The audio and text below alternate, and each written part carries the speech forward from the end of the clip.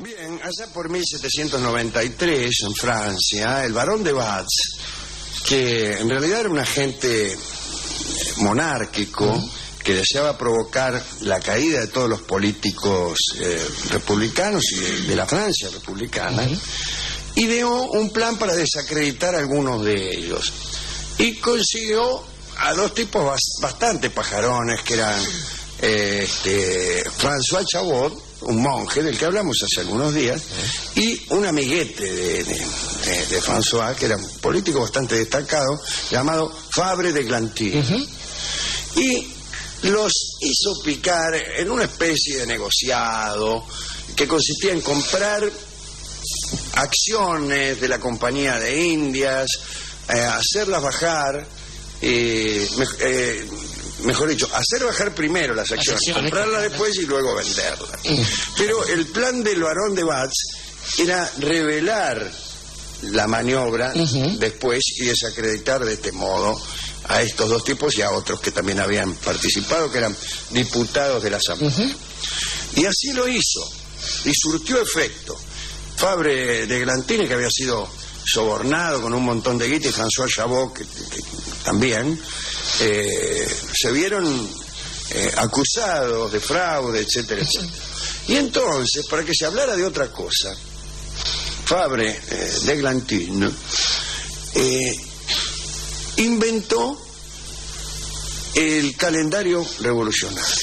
Ese calendario que hoy produce alguna emoción fervorosa, revolucionaria, en realidad cuando se conoció divirtió enormemente, especialmente a los enemigos de la República y en forma particular a los emigrados, a los nobles que estaban en otros países. Una noche un oficial ruso que volvía de París y se dirigía a San Petersburgo fue recibido en el castillo de Schönbornlust, donde se encontraba el conde de Provence. Mostró la obra, el ruso mostró el calendario, la obra de Fabre de Glantine, y todos los amigos del príncipe se partieron de risa al leer los nombres de los meses: nivoso, brumoso, pluvioso, primario, brumario. Sí, brumario, mesidor, fructidor, termidor, bueno, todo eso, ¿no? Y el delirio fue cuando leyeron los nombres que Fabre había elegido para reemplazar no al nombre de los meses, sino a los santos y a las santas del calendario gregoriano. Enamorado de la naturaleza, de Glantine, que era poeta además, se había complacido escribiendo para cada día el nombre de un animal doméstico, o de un fruto, o de un instrumento de arar. Así, a los nombres Jean, Pierre, Paul, Nicolás, Adrien, los reemplazó por nombres tales como el chancho, el burro, la naranja, el tomate. ¿Hoy qué día es? Hoy es el día del chancho.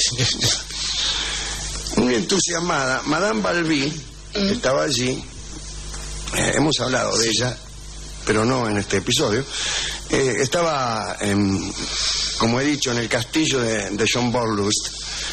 Deseó quedarse con el calendario que había traído el ruso. Dice, yo me lo quiero quedar. Pero el joven ruso se excusó diciendo que debía llevárselo a la propia emperatriz Catalina.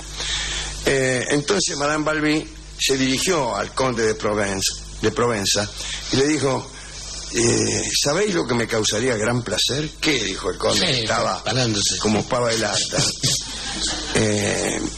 Que me copiarais el calendario. Dice, pero nuestro invitado se va mañana y creo que en una noche tenéis tiempo de darme esa prueba de amor, dijo Madame Balbi. Y así el conde se pasó toda la noche copiando de su propia mano el calendario republicano. Ahora, muy bien, además de este calendario, o mejor dicho, este calendario formaba parte de una campaña que había empezado Fabre contra la religión católica, que consistía en descristianizarlo todo y reemplazarlo por una especie de culto de la razón. Consiguieron, por ejemplo, que Notre Dame de París fuera desbautizada y llamada oficialmente el Templo de la Razón. E inauguraron este culto y este templo el 20 del Brumario, o sea, el 10 de noviembre de 1793. Se había construido dentro de la nave un pequeño templo de arquitectura sencilla y majestuosa, según decían. En su fachada, en la del templito chiquito, el templete, se leía a la filosofía. En la entrada, para reemplazar a los santos, esos viejos ídolos los llamaban, ¿no? Se habían dispuesto bustos de Rousseau, de Voltaire, de Helvétius y de otros filósofos.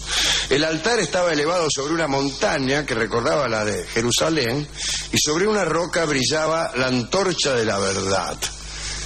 Bueno, empezó el bailongo, entró un cortejo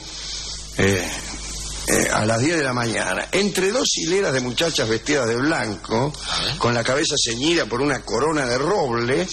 La diosa Razón sonreía a la multitud, una chica. Y para este papel, Fabre había elegido a una de sus amantes, Mademoiselle Méliard, que era cantante en la ópera. Bueno, era una extraña elección, ¿no? Porque la joven y muy hermosa muchacha llevaba la vida más excéntrica e irracional que se pudiera imaginar. Compartía su corazón entre varios amantes, etc. Decía, cito a Mademoiselle Méliard: mi sueño ha sido siempre el ser colmada. ¿Cómo me gusta esa frase? Qué lindo. Por aquí, Mademoiselle. Su agitada vida estuvo repleta de extrañas aventuras. Citaré una para dar idea de lo singular que era esta chica. Le gustaba pasearse con trajes masculinos. Un día, vestida así en pleno bosque de Boulogne, vio que un oficial insultaba a una paseante, y la joven, me refiero a Mademoiselle Méliard, que estaba vestida de hombre, enseguida le encajó un rebencazo al tipo. El hombre enfurecido reclamó una reparación por las armas, y al día siguiente tuvieron un duelo a pistola. Y la cantante hirió a su adversario y se desabrochó e hizo salir sus desnudos senos. Y le dijo al tipo: ved quién os ha derrotado, soy una mujer. Bueno, contento, dijo el tipo, claro. Avergonzado, sin embargo, el oficial subió a su carroza y se marchó inmediatamente a esconderse por ahí. Bueno, es esta señorita a la que Fabre había elegido para personificar a la divinidad que la República proponía para Francia. Hizo su entrada en Notre Dame, gravemente sentada sobre un trono que llevaban 4 hombres disfrazados de druidas. Disfraz de druida es difícil. Iba vestida con una túnica blanca, llevaba un gorro frigio y un palo sí, como el del escudo, claro, de ébano en la mano. Palo frigio también. Cuando llegó al pie de la montaña, aquella montaña, aquella roca que simbolizaba la razón, todos los asistentes entonaron el himno a la razón, del que María Chenier había escrito la letra sobre una música de Gossec. Luego el cortejo, precedido por unos músicos, qué sé yo, se dirigió a la convención. Se rajaron de Notre Dame. Al llegar, Mademoiselle Méliard bajó de su trono portátil, se colocó al lado del presidente, el presidente la besó, y todo el mundo volvió a Notre Dame. La cantante se instaló en el altar para ser adorada por el pueblo. El culto a la razón empezó de manera extraña. En la nave los devotos se inclinaban entre Mademoiselle Méliard gritando viva la libertad, viva la patria. Pero en los rincones oscuros se desarrollaban escenas menos edificantes. Se habían escondido las fachadas de los confesionarios. Claro. Se escondían a curtir en los confesionarios. Eso los es tipos. Está bien, en santidad, está bien. Esto lo dice Sébastien Mercier, que es el autor de un libro divertido que se llama París bajo la Revolución, ¿no? Y de ahí, del interior de las pequeñas capillas de madera, partían unas risas agudas, en fin. Y muchos espiaban lo que allí pasaba, etcétera, etcétera. Y ríase de las tentaciones de San Antonio. Durante los días siguientes, la misma operación se repitió en todas las iglesias de París. En San Eustaquio, el culto dio lugar a escenas de orgía directamente. Se habían preparado en la nave unas mesas repletas de botellas, salchichones, butifarras blancas y paté. Sobre los altares, sigue diciendo Mercier, se hacían sacrificios tanto a la gula como a la lujuria. En el coro se había instalado un decorado campestre con rocas y árboles. Bandas de muchachas corrían sin vergüenza tras los hombres y se hacían hacer cosquillas impúdicas. Me está gustando. La revolución tiene su... Sí. Y lo hacían, dice aquí Mercier, de manera francamente patriótica. Sí, claro. La nueva religión creada por Fabre de Glantine degeneró muy pronto en una bacanal interminable. Como la vieja. Todas las aprendices de actriz querían representar el papel de la razón y el monje Chambot, François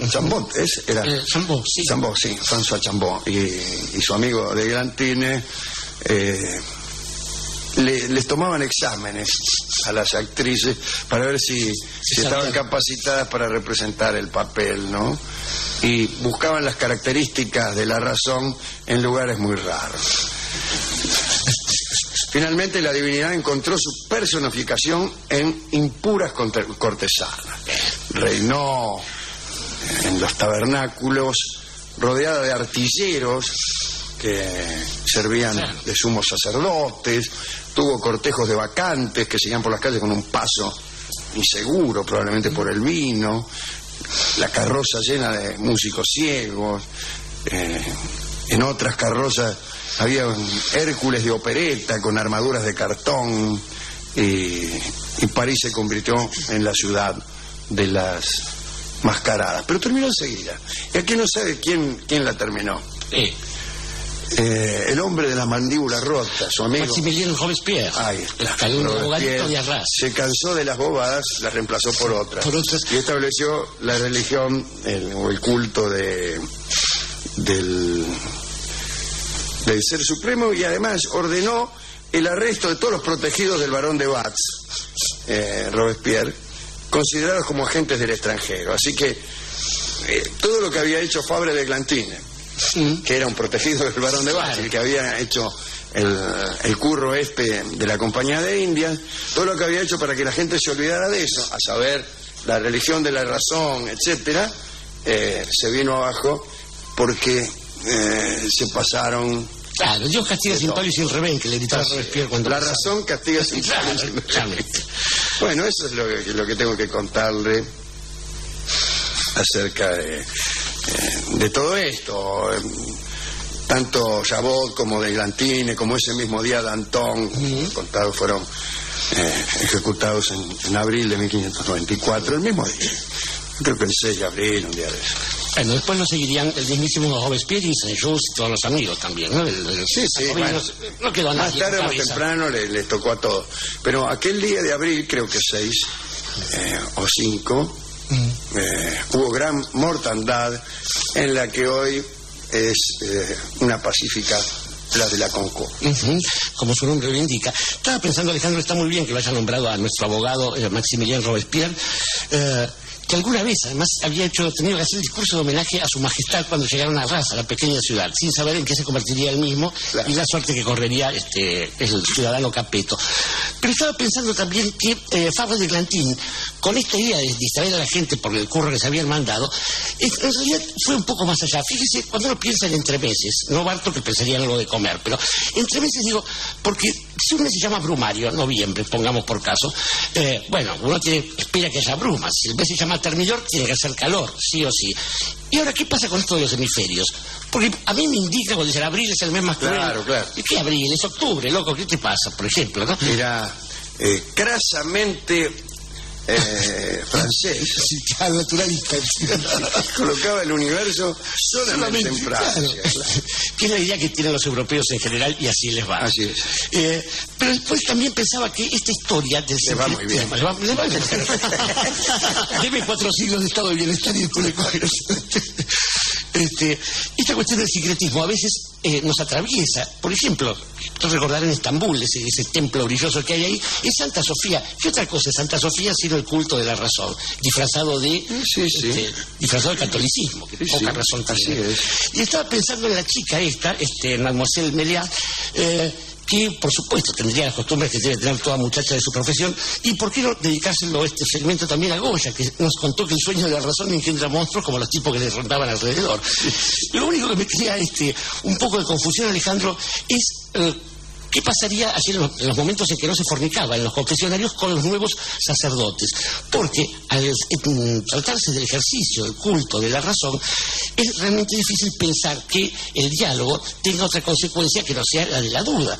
Y entonces, imagínese usted una especie de sacerdote razonable ahí recibiendo un tipo que le contase, no estoy seguro que la tierra sea redonda. ¿Qué le puede decir un cura a un hombre como ese? Mire, me da pena. ¿Sí, que yo piense esto? No, me da pena confesarlo. Y me da pena confesarlo, es el tango que en la interpretación de nuestro guitarrista oficial, el señor Juanjo Domínguez, hemos de oír a continuación. Adelante.